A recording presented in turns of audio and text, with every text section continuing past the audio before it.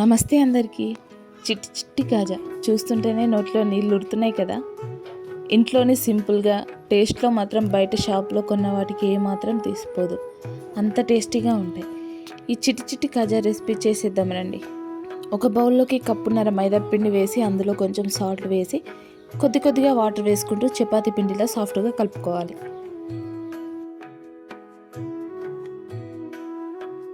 ఇప్పుడు మరొక గిన్నె తీసుకొని ఒక కప్పు షుగర్ వేసి 1.5 కప్పు వాటర్ వేసుకొని స్టవ్ మీద పెట్టుకోవాలి. ఇప్పుడు కొంచెం పిండి ముద్దను తీసుకొని చపాతీలా తాల్చుకోవాలి.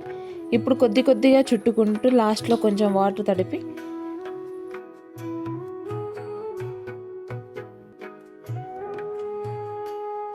బాగా అంటుకొనివ్వాలి. తర్వాత 1/2 ఇంచ్ గ్యాప్తో కట్ చేసుకోవాలి. అన్నీ ఈ విధంగానే కట్ చేసుకున్నాక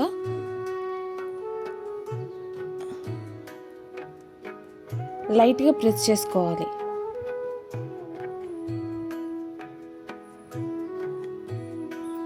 ఇప్పుడు షుగర్ సిరప్లో కొంచెం ఇలాచీ పౌడర్ వేసుకొని కొంచెం స్టిక్కీగా అవ్వగానే తీసి పక్కన పెట్టుకోవాలి.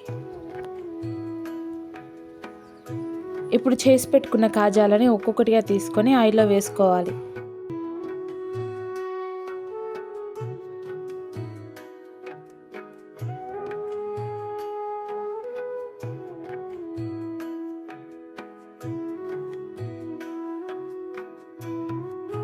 వేసిన వెంటనే కలపకుండా నెమ్మదిగా లో టు మీడియం ఫ్లేమ్లో పెట్టి బాగా కాలనివ్వాలి. కాలడానికి కొంచెం టైం పడుతుంది, కానీ టేస్ట్ మాత్రం సూపర్ ఉంటుంది.